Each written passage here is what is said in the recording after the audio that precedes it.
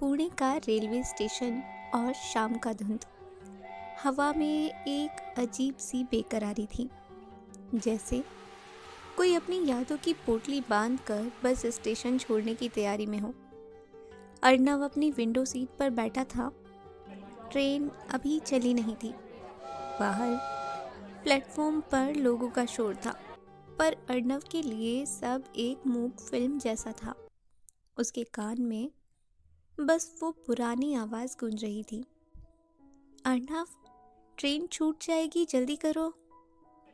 वो आवाज़ मीरा की थी।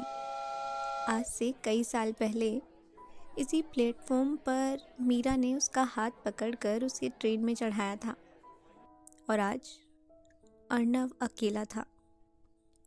वो मीठे पल, वो पहली मुलाकात। ट्रेन ने एक लंबा हॉर्न दिया और धीरे धीरे खिसकने लगी। जैसे जैसे शहर पीछे छूट रहा था, अर्नव की यादों के पन्ने खुलने लगे। उसे याद आया पुणे की वो गलियां जहां वो दोनों घंटों पैदल चलते थे। मीरा को पुरानी किताबें और इत्र की खुशबू बहुत पसंद थी। लक्ष्मी रोड की उस छोटी सी दुकान के बाहर मीरा ने अर्नव की कलाई पर मिट्टी का इत्र लगाया था और कहा था, अर्नव, इसे अपने पास रखना।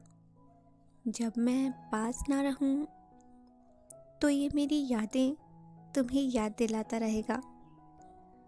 उस वक्त अर्नव को हंसी आ गई, पर आज उसे समझ आया कि किसी के पास ना होने और किसी के साथ ना होने में बस एक ही फ़र्क है। वो है उसकी यादों का इत्र, जो इंसान के जाने के बाद भी हवाओं में रह जाता है। फिर वक्त बदला। मीरा न्यूयॉर्क चली गई। अर्नव को लगा था प्यार सब संभाल लेगा, पर हकीकत कुछ और थी। मोहब्बत अगर सच्ची हो तो 7 समंदर भी एक कदम की दूरी लगते हैं, पर हकीकत फिल्मी नहीं होती। फासले अक्सर मीलों से नहीं, खामोशियों से तय होते हैं। मीरा का वो आखिरी मैसेज, मैंने यहाँ शादी कर ली है, मुझे भूल जाओ, अर्नव के लिए किसी मौत से कम नहीं था। उसने बरसों खुद को जलाया, मीरा से नफरत की, क्योंकि नफरत करना किसी की याद में हर रोज़ किश्तों मरते रहने से कहीं ज़्यादा आसान होता है। ट्रेन लोनावाला की पहाड़ियों से गुजर रही थी। तभी सामने वाली सीट पर एक बुजुर्ग डाकिया आकर बैठा। उन्होंने अर्नव की उदासी पढ़ ली और झोले से एक चिट्ठी निकाली। अर्नव के पूछने पर कि उन्हें कैसे पता चला कि ये उसी के लिए है, उन्होंने कहा, बेटा, मैं 10 साल से इस ट्रेन में उस शख्स को ढूंढ रहा हूँ जिसकी कलाई से मिट्टी के इत्र की महक आती हो और जो अपनी डायरी में रूह छुपाता हो। अर्नव ने कांपते हाथों से वो चिट्ठी खोली। वो मीरा का आखिरी सच था। उसे कैंसर था। उसने झूठ बोला ताकि अर्नव आगे बढ़ सके।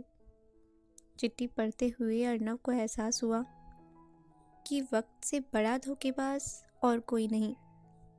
घड़ी की सुइयां ठहरती नहीं और हम सोचते रह जाते हैं कि अभी तो बहुत वक्त बाकी है। डाकिया अगले स्टेशन पर उतर गया। अर्नव खिड़की के बाहर देखता रहा। रिश्ते बनाने के लिए दिल मुलाकातें नहीं गिनता, पर कभी कभी उम्र बीत जाती है एक सच को कबूल करने में। उसने मीरा को माफ़ कर दिया था और शायद खुद को भी, पर उस माफ़ी और वापसी के बीच का रास्ता अब ख़त्म हो चुका था। जब ट्रेन आखिरी स्टेशन पर रुकी तो भीड़ में हर कोई किसी न किसी का इंतज़ार कर रहा था, पर अर्नव के लिए कोई खड़ा नहीं था। वो थके कदमों से प्लेटफॉर्म पर चलने लगा। अकेलापन कोई सज़ा नहीं, ये तो वो मुकाम है जहाँ इंसान खुद से रूबरू होता है। अर्नव आज जीत कर भी हार गया था, या शायद हार कर जीत गया था। वो भीड़ में खो गया, बिल्कुल अकेला, एक अजनबी से सुकून के साथ।